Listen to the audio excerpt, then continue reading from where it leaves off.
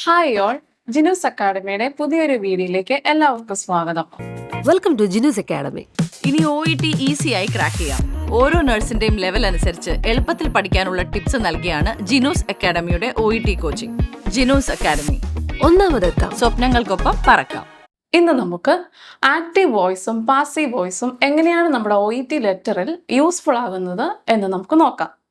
Active voice പ്രധാനമായും അതിലെ verb ആരാണോ ചെയ്യുന്നത് എന്ന് നോക്കിയാൽ സബ്ജക്റ്റ് ആണ് ചെയ്യുന്നത്.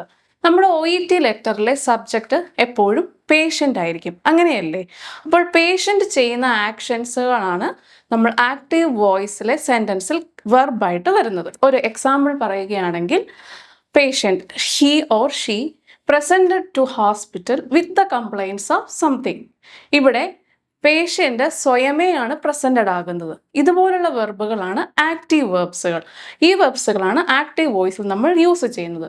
ഇത് കൂടാതെയുള്ള വെർബ്സുകളാണ് he or she works as a. നമ്മൾ പറയാറുണ്ട് അങ്ങനെ നമ്മുടെ സോഷ്യൽ ഹിസ്റ്ററിയിൽ എങ്ങനെയാണ് വർക്ക് ചെയ്യുന്നതെന്നുള്ളത്. അതുപോലെ സോഷ്യൽ ഹിസ്റ്ററിയിലെ മറ്റൊരു പാർട്ടാണ് ഷീ കൺസ്യൂംസ് അല്ലെങ്കിൽ ഹീ കൺസ്യൂംസ് ആൽക്കഹോൾ എത്രയാന്ന് വെച്ചാൽ. ഇതിനോട് കൂടെ തന്നെ നമ്മൾ പറയുന്ന മറ്റൊരു ആക്റ്റീവ് വോയിസിലെ വെർബാണ് സ്മോക്സ്. നമ്മൾ യൂസ് ചെയ്യുന്നത്, അതായത് നമ്മൾ എഴുതുന്നത് ഹീ ഓർ ഷീ സ്മോക്സ് ഇത്ര number of cigarettes A day എന്നാണ്. ഇവയെല്ലാമാണ് യൂഷ്വലി OET ലെറ്ററിൽ ആക്റ്റീവ് വോയിസിൽ കയറുന്നത്. ഇനി നമുക്ക് പാസീവ് വോയിസ് എങ്ങനെയാണ് OET ലെറ്ററിൽ നമ്മൾ എഴുതിക്കൊണ്ടിരിക്കുന്നത് എന്ന് നോക്കാം. നമ്മൾ സാധാരണ ഇത് ഏത് വോയിസ് ടൈപ്പാണ് എന്ന് മനസ്സിലാക്കാതെയാണ് ലെറ്ററിൽ കണ്ടിന്യൂ ചെയ്ത് പോയിക്കൊണ്ടിരിക്കുന്നത്. പക്ഷേ ഇതിൻ്റെ വ്യത്യാസം മനസ്സിലാക്കി കഴിഞ്ഞാൽ നമ്മുടെ ലെറ്റർ റൈറ്റിംഗ് ഒരുപാട് ഇമ്പ്രൂവ് ചെയ്യും. പാസീവ് വോയിസ് എന്ന് പറയുമ്പോൾ അതിലെ ക്രിയ, വർക്ക് ചെയ്യുന്ന ആള് ഒബ്ജക്റ്റിന്റെ പൊസിഷനിലായിരിക്കും ഇരിക്കുക. അതായത് നമ്മുടെ കേസ് നോട്ടിലെ സബ്ജക്റ്റ് എന്ന് പറയുന്ന ആള് പേഷ്യൻ്റ് ആണ്. ഈ പേഷ്യൻറ്റിന് എന്തൊക്കെ ചെയ്തു കൊടുക്കുന്നോ, ആര് എന്തെല്ലാം ചെയ്യുന്നുവോ ആ കാര്യങ്ങളാണ് നമ്മൾ പാസീവ് ഫോമിൽ പ്രസന്റ് ചെയ്യുന്നത്. ഒരു ഉദാഹരണം പറയുകയാണെങ്കിൽ, he or she was diagnosed with particular symptom. ഇതിൽ പേഷ്യൻ്റ് അല്ല ഡയഗ്നോസ് ചെയ്യുന്നത്, മറിച്ച് ഒരു ഫിസിഷ്യനോ അല്ലെങ്കിൽ കൺസൾട്ടൻ്റോ ആയിരിക്കും പേഷ്യൻറ്റിന് വേണ്ടി ഡയഗ്നോസ് ചെയ്യുന്നത്. അതുകൊണ്ടാണ് അതിലെ വെർബ് വാസ് ഡയഗ്നോസ്ഡ് എന്ന് പറയുന്നത്. ഇതുകൂടാതെ പേഷ്യൻറ്റിന് വേണ്ടി നമ്മൾ മറ്റൊരാൾ ചെയ്തു കൊടുക്കുന്ന കാര്യങ്ങളാണ് നമ്മുടെ ലെറ്ററിൽ മിക്കവാറും തന്നെ ഒരു 99% കാര്യങ്ങളും നമ്മൾ അവതരിപ്പിക്കുന്നത്. അപ്പോൾ അടുത്ത ഒരു പാസീവ് വെർബ് ഏതാണെന്ന് നമുക്ക് നോക്കാം. Patient he or she was administered A medicine. അതായത് മെഡിസിൻ എന്തുവായിക്കോട്ടെ, ഇതിൽ മെഡിസിൻ പേഷ്യൻറ്റിന് കൊടുക്കുന്നത് നേഴ്സോ അല്ലെങ്കിൽ അതുപോലെ പേഷ്യൻറ്റിനെ കെയർ ചെയ്യുന്ന ആളോ ആണ്. അതുകൊണ്ടാണ് patient was administered A particular medicine എന്ന് നമ്മൾ പറയുന്നത്. ഇനി പേഷ്യൻ്റ് തന്നെയാണ് ആ മെഡിസിൻ എടുക്കുന്നത് എന്നുണ്ടെങ്കിൽ നമുക്ക് പേഷ്യൻ്റ് റിസീവ്ഡ് അല്ലെങ്കിൽ പേഷ്യൻ്റ് ടേക്സ് എന്നാണ് നമ്മൾ പറയുന്നത്. മറിച്ച് പേഷ്യൻറ്റിനാണ് നമ്മൾ സർവീസ് കൊടുക്കുന്നത് എങ്കിൽ അവിടുത്തെ ആക്ഷൻ വെർബ് എന്ന് പറയുന്നത് ആ സെൻറ്റൻസിലെ auxiliary verb plus V3 form കയറും.